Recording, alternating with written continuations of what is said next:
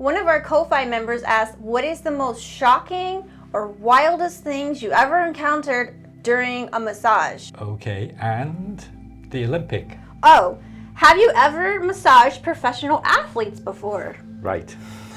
Okay, so I'll start with that one. At school, one of the classes was to do with sports massage, and we were lucky that the instructor had all sorts of connections.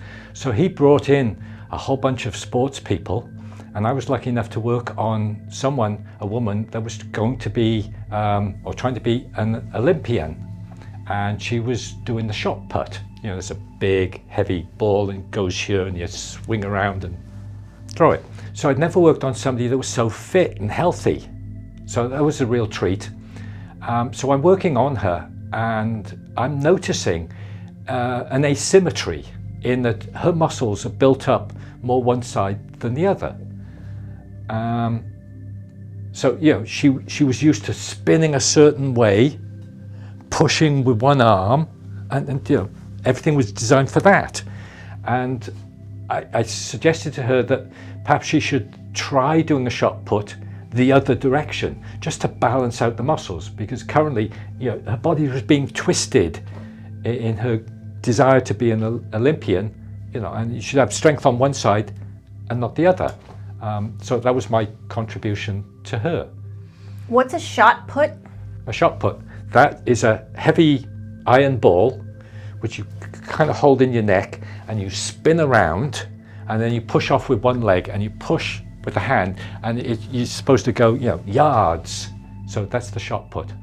Which reminds me, I made it to the front page of the New London newspaper, and I had no idea about this. The instructor told me, you know, asking how come I was so famous, and I didn't know anything. There had been a marathon down at Rocky Neck State Park, and there were so many therapists that we were all doubled up except for me. So I had a table of my own, and as it happened, the first woman that crossed the line was guided to my table. So I got to work on another, you know, physically talented, fit woman, and cameras were going because this was newsworthy, the first woman to work. And they whispered aside, you know, don't hurt her. So just a generic sports massage, she liked it, off she went, and I made it to the papers. So that was another sports stuff. The most racy stuff, now this is inappropriate for children, some of the stories I'm going to be telling. So if it's children, get them away from here. So this came about, I don't know how this one came about, and I tried to find out why. A woman showed up, a client, and we're talking, and she says she wants European style. And I said, I'm not familiar with that. I know Swedish style. What is European? And she tells me, without a sheet on top. Which means she would be naked. No, not happening. 3 times she asked, 3 times I refused. So she had a standard massage and she left. So it wasn't what she wanted, but I didn't know this woman. But I asked her, how come you got my number? And she said it was in The Advocate, which was a great magazine produced in New Haven and Hartford, and told about all the artistic events, musical events. It was great, but it also had an advertising page for kind of inappropriate things. So I needed to know who had put my name in The Advocate. And I looked in both of them, I couldn't find it. So I still don't know how she got my number. I was just wondering if the school sent out people to check on the male therapists, see if they were inappropriate, but I can't prove that. Also during school, I was a dedicated assistant to a blind student. And I'd noticed that he was kind of stiff working around the table. So I told him in the break, you need to dance around the table. Think about dancing. So he took that to heart. I got to work on him, showed him a technique, an arthrokinetics technique. And he said that he'd had a breakthrough. Now, he'd gone blind from a traumatic accident, but it had brought up memories, and so he wanted more of this stuff. And so the arrangements was the instructors could work on students. So we spoke with the instructor and had more stuff like that. So that was massage helping to A, bring up memories, and B, to help him become more looser, because this had freed up some stuckness in him. And so he was able to dance around the table, which made the massages flow better. One of my clients showed up here. She was on significant medications for pain, and she had a fentanyl patch. So that's a super narcotic. And she would rotate the patches. So she showed up, she'd moved the patch from one place to another, hadn't told me, and I was just doing a regular massage, but there was still fentanyl cream on her skin, and I was moving my fingers through it, which meant I was absorbing it. And that was causing me to be really inappropriate with my speech, and I was just kind of out there. Now, I've never done any drugs, so those of you out there listening, if you've done drugs, maybe you understand, how you can get really out there. Yeah, I was out there while doing the massage, and it wasn't my fault, and then we talked about it later and realized what had happened. So she made sure that that never happened again. But that was weird. One client, I've been working on it for some months, and we plateaued. We hadn't been getting anywhere. So I tried some energy work, going for a past life. Maybe something happened in a previous life which she was now dealing with. So I did the past life routine with her and got the sense that she was a boy in her previous life, and he'd been climbing up this rock face, and some rocks slipped and he fell down and got crushed. In particular, his back was injured, and he died as a result of that. Okay, the client told the acupuncturist about this. So the acupuncturist added a few more needles to do with traumatic back injury, and they worked. She got better as a result of that. So that was amazing. So since then I've done other past life stuff, because it worked. Now, are you willing to do a past life on video? Yeah. Oh, that would be cool. Yeah, right. Yeah, there's not much to see, because basically I'm just touching someone and energetically doing all the work, but I will talk my way through it so that you can kind of get the experience with me, and then if the client's willing, I can talk about what their past life was. That would be really good. So that's more of a shamanic stuff. So there's more shamanic stuff, but that's going to be in a different video. One fun one, because you don't mix alcohol with doing this job. My brother-in-law works on his feet. He's a chef. So at the end of the day, so we're now talking like 11 o'clock at night, and this is in Britain, so I'm visiting them. He likes his feet worked on, and he brings a bottle of wine as well. So there we are. I'm working on this guy's feet, and with a bottle of wine, we're all happy. It's all good. His daughter told me, keep on working on his feet, because he's so much happier as a result of it, because his feet ache all the time, and so it gets these aches to go away. What was significant for me was just working on his feet. He was able to touch his toes, and he hadn't done that since a teenager. So there he was, guy kind of my age, just bending over, and he just kept on bending over and touched his toes. He was delighted, plus his daughter. So that's a fun one, where I got to mix, because I'm not on duty, I'm staying at their place. This one's definitely inappropriate. One of the practice sessions in class, it was a set-up situation where the male was going to be inappropriate. So, let me do that one. Okay. So the arrangement was, we had a massage therapist, a observer, and the client. So there were way more women in the class. So a woman working on me and a woman watching. So we had a heads up. We knew this was coming. So I did some stuff in preparation for it. So I found the gaudiest, biggest ring I could get, and the observer noticed that I took the ring off my finger, but the massage therapist didn't notice this. I'd also brought some inappropriate massage lotion, with a kind of racy girl on the picture. So I'm on the table and I'm suggesting that she uses this racy stuff. And she declined. So throughout the massage, I was making inappropriate comments, pushing her, and she'd stop, but then she'd go back. And we talked about it afterwards, and I said, yeah, I felt that I'd won because she hadn't walked out. I'd made all these suggestions and she kept on going. Yeah, she was so upset with me because she felt she'd been used. And even though this was a learning session, she would never ever let me work on her again. So this is another racy one.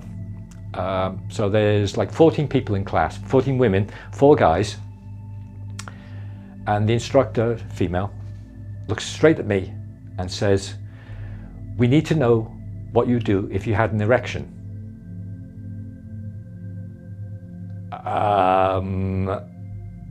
So I tried to evade the question, and I said, well, it wouldn't happen. But she repeats, "No, we need to know what you do if you had an erection during class." So everyone's looking at me. My mouth is like flapping open here. So I say, well, I think I'd turn over because you can always work on my back. Okay, she said. And then she asked the other guys. Meanwhile, I'd given them the answer, so they all followed along with that. But yeah, to have all those people asking me what to do if I had an erection on the table. Wow. A fun one in class. We had an energetic class, and a couple of us were comfortable with doing energy work before we came to massage school. So we were definitely asked to be assisting in this class. Well, sometimes there'd be an odd number in class.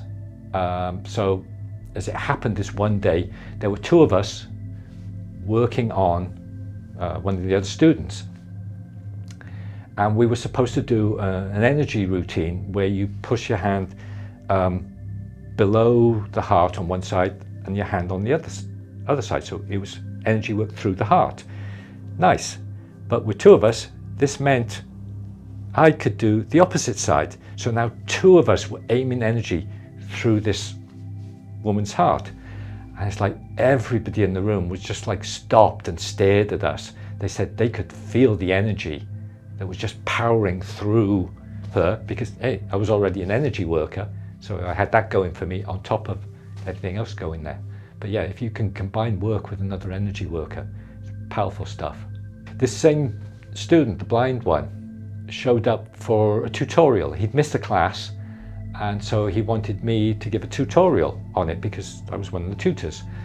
So now I'm presented with, and he had another student to help him out with this, how to evaluate a client when you're blind. Because, when somebody shows up, I can look, I can ask them to do something, I can see what they're doing. He could not do that. And suddenly I'm presented with this problem. And I remembered that you can ask a person, and this is good for you to do too, relax one vertebrae at a time, starting in the neck. And so if I go sideways on, you start with one vertebrae and it goes like that. The next one, you go like that. The next one, you go like that. And you keep on going all the way down your body, so eventually you're curved over. And what happens when you do that is that you'll see some flatness in there where the vertebrae weren't able to bend. Those are the areas you target to work on because there's some stiffness there. So that would be something that a blind person could easily check because he could just run his hands, his or her hands, over the person, feeling the curve and feel where it went flat and then curved again, and he'd know exactly where there was some tightness. Plus, the nerves that come out from that point are all important. So if you know where the tightness is, you have an idea what, a couple of inches lower and around, there may be some issues. So then you can work on the abdomen. So that opens up a whole bunch of stuff there. So that was one of the stuff that I gave on the fly to help him assess. Another thing to do is have 2 weighing scales, and you'd have to ask the client what the difference is. And I do this because you don't ask a lady how much she weighs. So you have the woman stand one leg on one leg on the other, and what's the difference? And so it should be 5 pounds difference or less. So if it's more than that, then obviously you're favoring one side or the other. So you can easily ask a person, what's the difference and which side's the heavier one? Now you have an idea of what's going on in the body and where you could target your work. I was at a bell, book and candle type store, a new page in Middletown. And there was an old lady there, retired, and I know the owner. She said, oh yeah, Paul does massages, ask him. And she had some numbness on the outside of her leg. So I said, okay, sit down. I had her sit so that I could access her back, so she was kind of side saddle on the chair. And I just placed my hands low back, did a fascial maneuver, because I know where the nerves come out. 15 seconds later, she said she had sensation in the leg. Right? In 15 seconds, I'd made a difference there. She didn't thank me. She just assumed, this is what all massage therapists can do. So I kind of set the bar high for everyone else. And she didn't pay me either. But yeah, it's like, you hear these stories about people working on a boat and they charge $10,000 and all they do is go bang something. And the owner says, hey, how come you charge $10,000 for just hitting a certain spot? Well, yeah, it's like $4 for having the hammer hitting, but 99,000, whatever it is, for knowing where to hit. So I could talk more about interesting stuff. Doing a soul retrieval as part of the massage, and I could also talk about the homework that changed my life. But I'll save those for another video. So the next video you're going to be doing soul retrieval? I can talk about, shamanic stuff. What's that? There's a whole book written on soul retrieval. And what it is that a part of you left. And there's reasons why that would happen, but it's to get that part to come back. Okay. But where is that part? Is it, we're in space and time, in the shamanic world, upper world, middle world, lower world. Wow. Where is it in the universe? Where the shaman's job is to find that piece of that person's soul and then return it. What would someone's symptoms be if they were going through this? Well, they feel that a part of them, is missing, that there's something that they feel lacking in. So, because the very part that they threw away also has some good qualities. So it's like something doesn't feel right about it. So, it's like, it's until you've had it, it's difficult to explain what it feels like. Generally, it happens when there's some trauma going on, emotional, physical, whatever.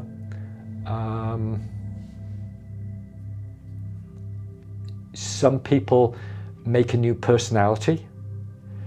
Other people kind of throw away the part that hurts. But that's the part that's dealing with it as best they can. So when another attack like that shows up, it's like, how are they going to deal with it? It's just I don't know. But if you ask a person, they say, yeah, I'm missing something like my head, my heart, or something like that. And they don't know exactly what it is. And it's up to the shaman to find it. So yeah, it's like. And what was the other topic? Oh, the homework that changed my life. Oh, right. Okay. Yeah. That really made me what I am right now. Hit the like button if you like this video, and tune in because we have soul retrieval and the homework that changed his life coming up. And if you have questions, ask them, and we'll get to answer them. I want to thank my coffee member Dima and Dragon, and if anybody else wants to join coffee, we have awesome benefits. And thanks. See you in the next one.